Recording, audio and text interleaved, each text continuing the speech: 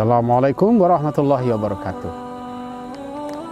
Bapak-bapak, ibu-ibu, jemaah studi Islam yang saya cintai, di tangan saya ini sejumlah pertanyaan yang Bapak Ibu pertanyakan kepada saya, dan ini ada sekitar 14 pertanyaan yang tidak terjawab melalui pertanyaan langsung. Maka Bapak Ibu diberi kesempatan bertanya melalui catatan atau pertanyaan melalui tertulis. Baik, menarik ini tidak menyebutkan namanya. Assalamualaikum warahmatullahi Buya. Saya ingin menanyakan Buya tentang pengajian kita pada tanggal 3 Januari 2021. Pertanyaannya adalah tentang menghafal ayat-ayat. Kenapa hafalan itu tidak tinggal di kepala kita dan mudah hilang? Lalu bagaimana jalan keluarnya Buya supaya mudah dan tidak hilang di kepala kita? Apa resepnya? Ibu, bapak hadirin yang dimuliakan Allah Subhanahu wa Ta'ala, menghafal Al-Quran itu salah satu di antara maqamat bila kita lihat dari perspektif ilmu tasawuf, yaitu suatu kegiatan, suatu usaha yang dilakukan secara maksimal. Maksimal itu adalah telah beruduk, telah kita baca berulang-ulang. Setelah itu kita pahami artinya. Yang ketiga, kita pahami maksudnya. Kemudian kita pahami pula paham yang ada di dalam Al-Quran itu untuk bisa kita amalkan. Jadi cara menghafal itu dalam teori-teori ilmu pengetahuan bukan menghafal seperti anak yang berumur 2 tahun, 3 tahun. Tapi menghafal itu bagi kita yang sudah tua-tua harus diikuti dengan pengertiannya, pemahamannya. Maka baru kita ulang-ulang membacanya. Bahkan mengulang membaca itu bukan hanya 2-3 kali, tapi bisa sampai 20 kali. Misalnya, wallaili idza yaghsa, wallaili idza yaghsa, wan nahari idza tajalla. Dan seterusnya. Kita baca terus. Semakin tua kita, idealnya semakin kuat otak kita. Tapi kita semakin bertambah tua, kita semakin pelupa. Apa bedanya kita dengan anak-anak? Anak-anak itu belum masuk. Bagaimana dia cara mencari, bagaimana cara dia membimbing anak, bagaimana dia berintegrasi dengan masyarakat, bagaimana dia menghadiri acara-acara sosial. Sangat banyak sekali. Maka oleh karena itu diperlukan pengulangan berkali-kali. Bagi ibu yang bertanya, jangan putus asa, terus hafal Al-Quran itu. Kemudian ada pertanyaan lagi, bagaimana alam kubur itu Buya? Mulai dari pertama kematian sampai nanti kita masuk surga atau masuk neraka. Wah, ini pertanyaan ibu ini sangat, atau bapak ini panjang sekali. Tapi saya ingin menjelaskan kepada kita semua, alam kubur adalah awal daripada akhirat. Mulai daripada alam barzakh, yaitu masuk kubur. Bahkan ada beberapa pendapat ulama, alam kubur itu bisa saja lebih tua, lebih lama daripada umur dunia. Nah, Betapa lamanya dunia ini, taruhlah dunia ini misalnya umurnya 1 juta tahun. Bisa alam kubur itu lebih panjang dari itu. Nah, lalu apakah ada alam kubur? Ya, alam kubur itu salah satu di antara yang wajib kita imani, yaitu wabil yaumil akhir. Dan dengan hari akhirat, hum yukinun, mereka harus yakin. Maka di kubur itu kita akan dimulai dipertanyakan tentang apa yang kita kerjakan selama kita hidup. Bila pertanyaan itu bisa kita jawab, maka menurut keterangan hadis kita disuruh tidur sejenak. Tak lama berselang baru datang hari kiamat. Nah, hari kiamat itu adalah hari di mana bumi, langit yang ada yang kita lihat sekarang ini itu hancur lebur. Maka ketika itu yang ada hanya dataran. Bahkan matahari pun juga tidak ada. Ya, yang ada hanya tandus dan akhirnya bermunculan seperti biji-bijian, maka tumbuhlah. Itulah manusia tadi kembali hidup di alam mahsyar itu. Nah, di alam mahsyar itu atau yaumal mahsyar itu, manusia tidak tahu mana yang kakak, mana yang adik, mana yang ete, mana yang mama, mana yang teman, tak ada.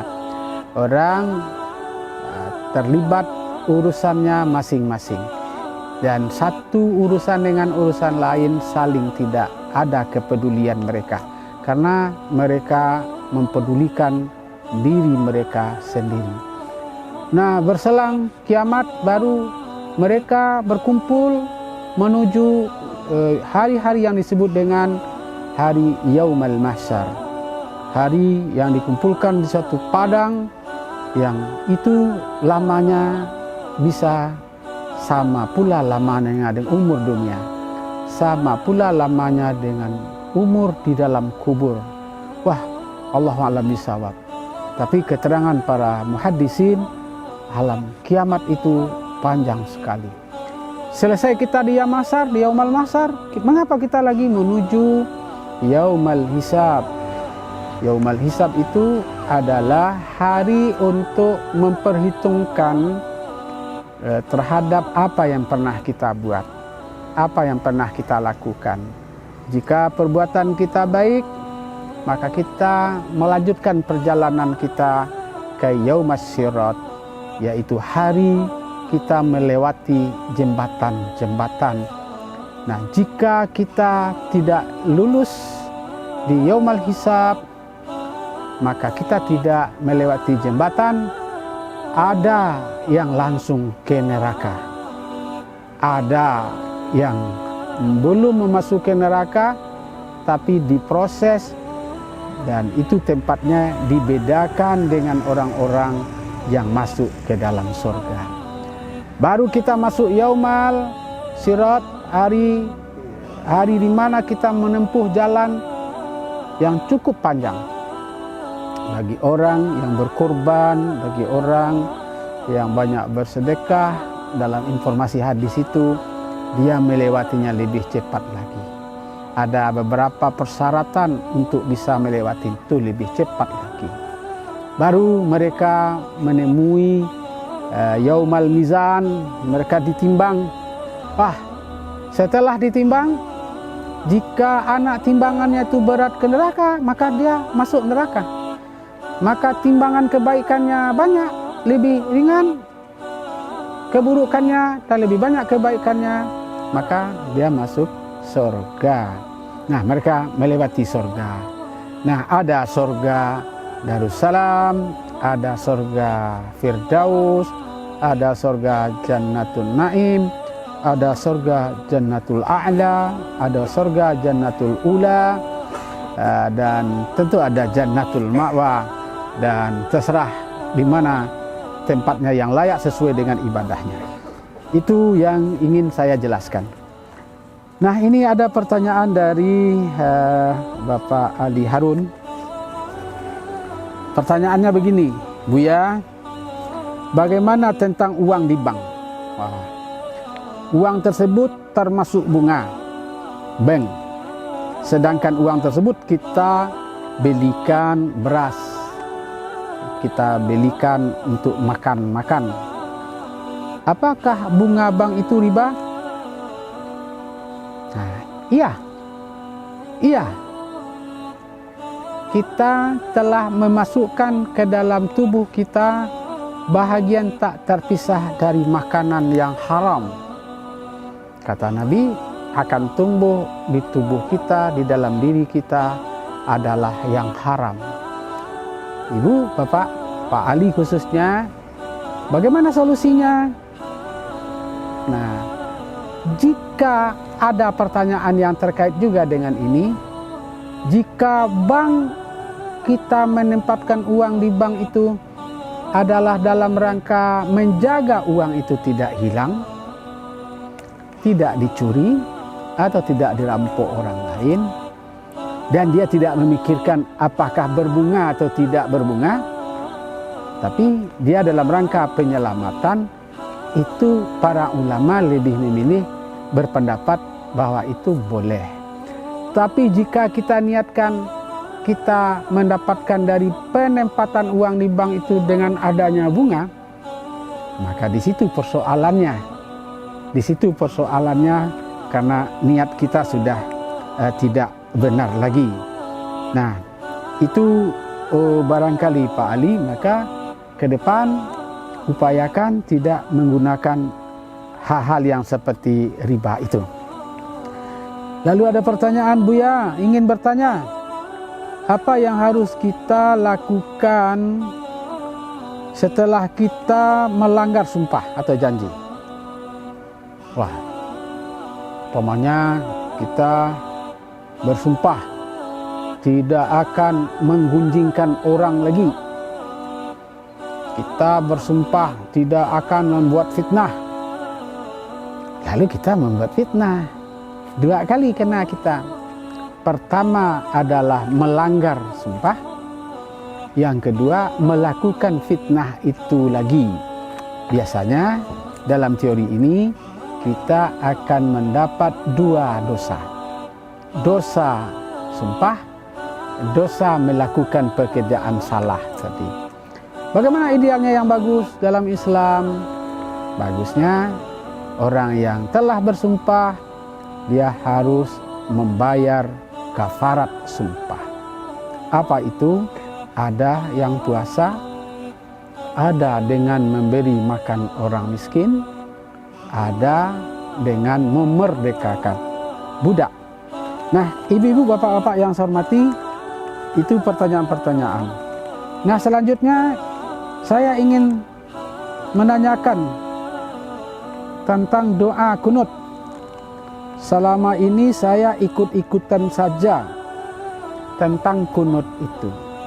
Tapi saya tidak mengerti juga tentang bagaimana dalilnya. Apa sebab kita lakukan kunut? Pertanyaannya, apakah doa kunut ini ada riwayatnya? Wah, besar juga. Lalu bagaimana kalau kita meninggalkan doa kunut? Ya. Lalu dalam kondisi orang yang berkunut, ada yang beda-beda, ada yang angkat tangan, ada yang lurus saja tangannya ke bawah, ada yang menelungkupkan telapak tangannya. Itu bagaimana itu, Pak Ustadz? Mohon penjelasannya. Baik, ibu yang bertanya, terima kasih.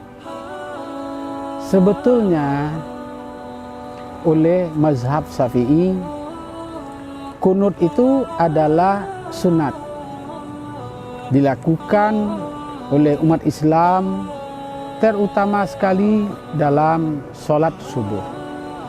Lebih utama lagi saat dimana situasi sangat tidak menyenangkan, seperti adanya banjir, seperti terjadinya gempa bumi, seperti yang terjadi sekarang, ada pesawat yang jatuh, terutama sekali di negara mana saja di dunia sedang diserang oleh COVID-19, virus corona. Ini bagaimana ini? Kalau kita lihat dari segi riwayat Nabi SAW yang disebut dengan kunut nazilah, kenapa terjadi perceklik di Mekah sana? Ini sudah 9 tahun lamanya tak pernah hujan. Maka berbagai bala, berbagai penyakit, berbagai virus telah melanda masyarakat. Maka Nabi menganjurkan kepada umat Islam melakukan kunut pada waktu subuh. Bahkan saya baca di beberapa literatur, bahkan Nabi dengan sahabatnya tak kurang 40 kali sholat dia membaca kunut. Satu riwayat bahkan Nabi 40 hari kunut, bukan hanya pada waktu subuh, tapi mulai subuh, zuhur, asar, maghrib, isya, dengan membaca doa Allahumma hdina fiman hadait, wa afina fiman afait, wa tawallana fiman tawallait, wa barik lana fima a'tait, wa qina birahmatika sarra ma qadait, fa innaka taqdi wa la yuqda alait, innahu yazillu man walait wa la ya'izzu man adait, tabarakta rabbana wa ta'alait, lakal hamdu ma qadait, sampai seterusnya. Bahkan terakhir-terakhir ini ketika terjadinya wabah penyakit, bahkan mereka ulama menganjurkan Allahumma srif anna minal bala wal waba wal fahsa'i wal munkar, tapi tangannya ditelungkupkan. Apa artinya? Ya Allah, hindarkan, palingkan dari kami bala, palingkan dari kami balwa, palingkan dari kami bencana, palingkan dari kami kemungkaran, palingkan dari kami kekejian. Nah, itu doanya. Jadi Allahumma srif anna minal bala wal waba wal fahsa'i wal munkar. Nah, ada isyarat dari Nabi SAW untuk membaca itu. Bahkan Nabi 40 hari membaca doa kunut, bukan hanya pada waktu subuh, tapi pada waktu setiap salat. Nah, jadi dasarnya adalah perbuatan Nabi Muhammad SAW. Bapak, Ibu, kajian-kajian Islam yang saya muliakan, ini ada pertanyaan lagi. Bila guru memberi ilmu, kita tidak melihat wajib guru tersebut. Wah, ini bagaimana tulisannya ini? Nanti kita jawab, sudah jelas tulisannya. Selanjutnya ada pertanyaan dari jamaah. Buya, kita menabung di bank karena takut terbakar di waktu kita tidur atau dicuri oleh orang maling. Gimana itu, Buya? Nah, ini pertanyaan sudah terjawab juga terkait dengan pertanyaan Pak Ali. Sepanjang niat kita adalah untuk menyelamatkan keuangan kita agar damai dan nyaman kita, hukumnya boleh saja. Tapi jika terbetik niatnya kita mengharapkan sesuatu dari penyimpanan itu, ini yang dipersoalkan oleh ulama. Buya, kita sudah memaafkan semua kesalahan orang yang berbuat salah pada kita, tapi tidak berjabatan tangan. Apakah di sisi Allah kita berjabatan tangan itu atau kesalahan kita tadi sudah dimaafkan oleh Allah atau bagaimana tuh, ya? Ibu, bapak yang bertanya, terima kasih. Salah satu daripada rukun maaf memaafkan itu, pertama, ada kedua belah pihak yang saling mengucapkan. Misalnya, saya minta maaf kepada bapak atas kesalahan saya. Apa salah kita? Sebutkan. Apa pula jawab ibu atau bapak sebelah sana? Terima kasih, saya telah memaafkan kesalahan Bapak yang telah Bapak ucapkan tadi itu. Maka selesai dia. Lalu bagaimana dengan jabatan tangan? Ada ulama yang mengisyaratkan harus bermusafahah. Tapi musafahah itu bukan rukun, tapi adalah syarat. Sekarang bagaimana orang yang sudah mati? Yang kita buat salah kepadanya, yang bersangkutan sudah meninggal dunia. Kepada siapa kita minta maaf? Kepada ahlinya, kepada ahli warisnya.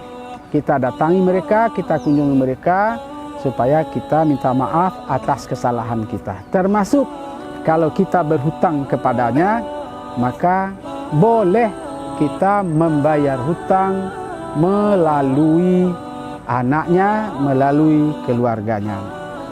Bapak, Ibu hadirin yang dimuliakan Allah, saya ingin bertanya, Buya. Assalamualaikum warahmatullahi Buya. Saya ingin menanyakan Buya tentang Buya menyebutkan pahala yang paling tinggi itu adalah berdakwah. Yang lain-lain itu di bawahnya. Ini bagaimana memahaminya, Buya? Terima kasih atas penjelasan Buya.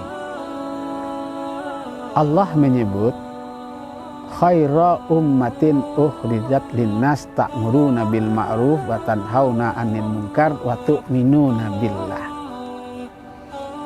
Kamu adalah umat yang terbaik yang menyeru kepada kebaikan, mencegah kepada kemungkaran, beriman kepada Allah Subhanahu wa taala. Saya mengkaitkan begini.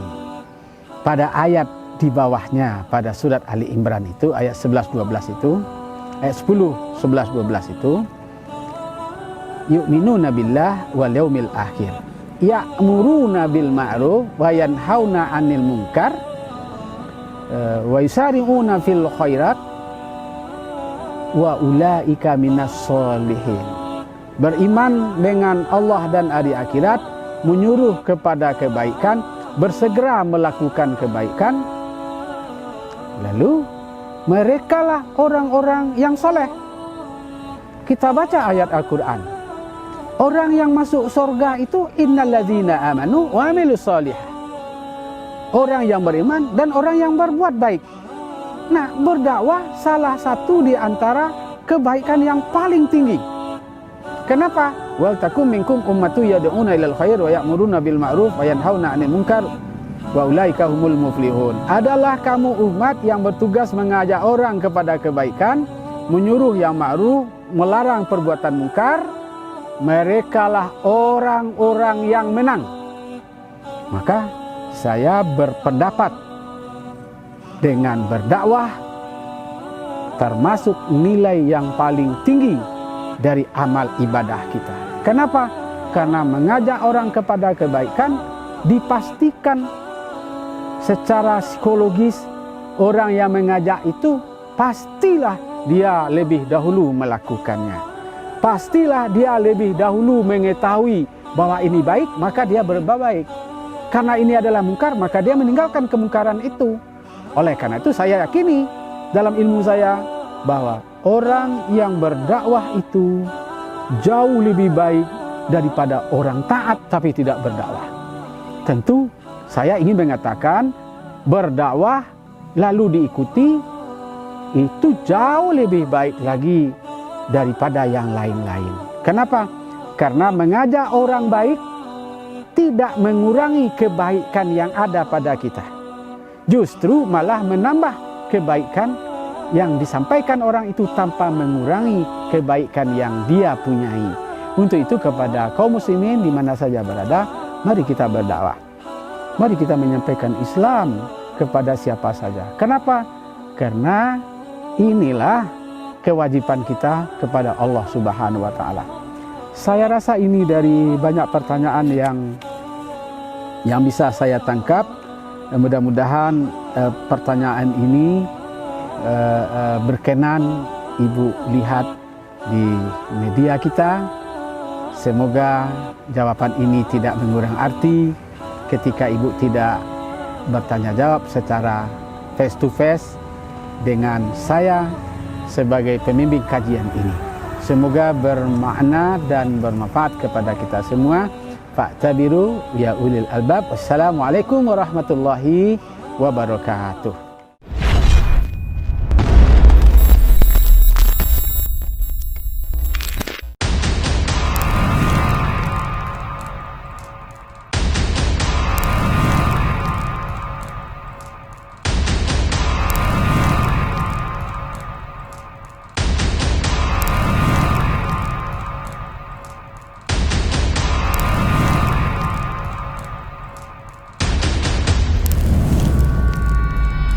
Dia merdekakan negara ini dengan darah karena memperjuangkan bangsa dan negara ini. maka kami akan mengikuti Nabi itu, maka kami akan memerangi kalian. Rasul menjawab, wa syarrun nas man tala umruhu wa sa'a amal.